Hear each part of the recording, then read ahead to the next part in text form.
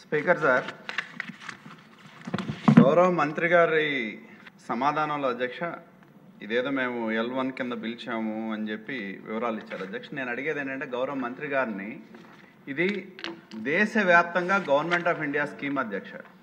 Mobile veterinary clinic అనేది దేశవ్యాప్తంగా కేంద్ర ప్రభుత్వం అమలు చేసిన స్కీమ్, మన ఒక్క రాష్ట్రమే కాదు అధ్యక్ష.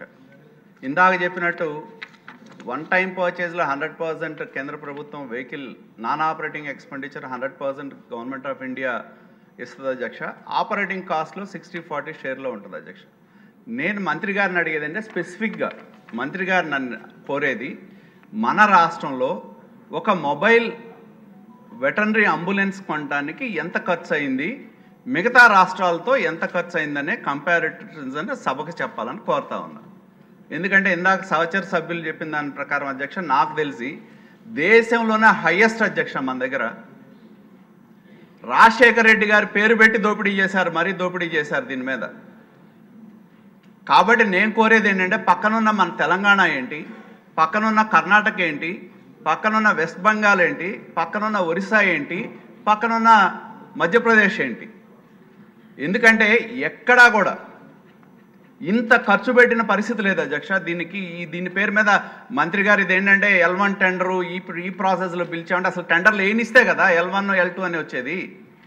ఎవరైతే టెండర్ ఇవ్వడానికి నిర్దేశించారో కొంతమంది టెండర్ వేయటానికి వచ్చినా కూడా వాళ్ళని భయపెట్టి టెండర్ వేయకుండా వాళ్ళకు కావాల్సిన కంపెనీలతో మాట్లాడుకొని ఆనాటి ఉన్నత స్థాయిలో ఉన్న ఒక ప్రిన్సిపల్ సెక్రటరీ దీని వెనకాలండి, I don't want to mention the names అధ్యక్ష, దీన్ని ఒక ర్యాకెట్ లాగా నడిపించి కోట్లాది అధ్యక్ష. మంత్రి గారు ఇచ్చిన స్టేట్మెంట్లోనే ఒకసారి చూస్తే అధ్యక్ష, కంపారేటివ్గా ఫేజ్ 1 ఫేజ్ 2లో మీరు అమలు చేశారు అధ్యక్ష.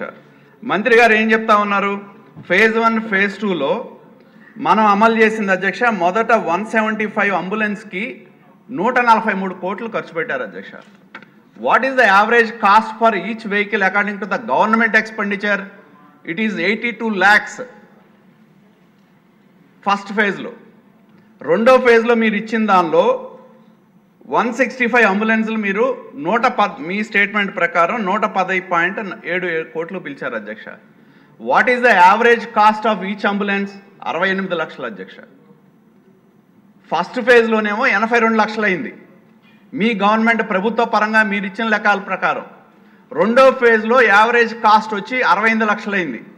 ఏది మీరు వెహికల్ ఎక్స్పెండిచర్ కావచ్చు, ఆపరేటింగ్ కాస్ట్లు కావచ్చు, ఇవన్నీ అంటే మొదటి ఫేజ్కి రెండో ఫేజ్కి మీ దగ్గర ప్రభుత్వం ఉన్న లెక్కల ప్రకారం 14 లక్షల తేడా ఉంది అధ్యక్ష ఒక్కొక్క వెహికల్కి.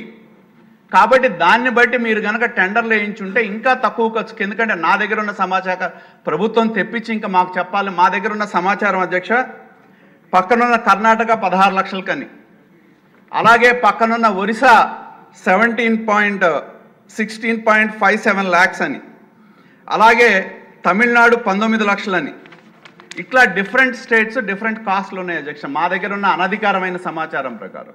నేను గౌరవ మంత్రి గారిని చెప్పేది ఏంటంటే ప్రభుత్వ పరంగా మీరు కంపారిటివ్ ఏంటి, ఈ రాష్ట్రంలో ఎంత కొన్నారు, మీరు కొన్న non operating expenditure vehicle expenditure ఎంత, నాన్ ఆపరేటింగ్ ఎక్స్పెండిచర్ ఎంత ఖచ్చితంగా.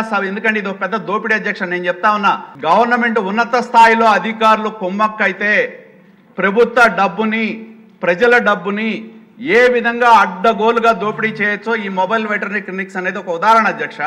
ఎందుకంటే గతంలో ప్రభుత్వ పథకం అంటే దోపిడీ అధ్యక్ష ఎందుకంటే ఉన్నత స్థాయిలో ప్రిన్సిపల్ సెక్రటరీగా ఉన్న అధికారులు ఈ టెండర్లంతా రింగ్ చేసి అత్యధిక స్థాయి కోట్ చేయించి డబ్బులు పంచుకునే విధానం ఉంటే ఇంకా ప్రభుత్వ వ్యవస్థ ఏంటి అధ్యక్ష.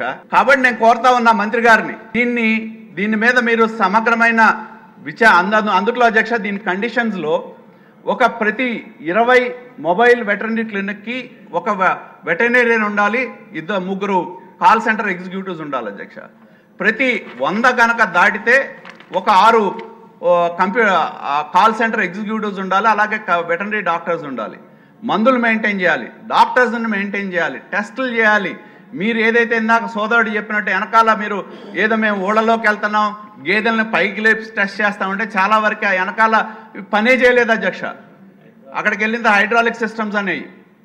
కాబట్టి ఏంటంటే ఇదో పెద్ద అవినీతి అధ్యక్ష. గత ప్రభుత్వంలో మరి మా మంత్రి గారి స్థానంలో పనిచేసిన ఆయన ఉన్నాడు. మాటలు విప్పితే ఆ రోజున్న ప్రతిపక్షంలో ఉన్న వాళ్ళని తిడటానికే ఉన్నాడు. ఆయన మంత్రి పదవి తిడటానికే ఇచ్చారు అధ్యక్ష. ఆయన ప్రభుత్వం వాళ్ళు ప్రభుత్వంలో గత ప్రభుత్వంలో ఇదో పెద్ద అవినీతి అధ్యక్ష. కేంద్ర ప్రభుత్వంతో ఉన్న డబ్బుల్లో జరిగిన పెద్ద అవినీతి, ఉన్నత స్థాయి అధికారులు, ఉన్నత స్థాయిలో ఉన్న వ్యక్తులు కొల్యూడై పెద్ద ఎత్తున ఈ పథకంలో దోపిడీ చేశారు అధ్యక్ష. దీని మీద ప్రభుత్వ పరంగా నేను మంత్రి గారిని కోరేది ఒకటే, కంపారిటివ్ స్టేట్మెంట్స్ ఏంటనేది ఒకటి, ఈ దోపిడీ మీద సమగ్రమైన విచారణ చేస్తారో లేదో సభకు చెప్పాలని కోరుతా ఉన్నా.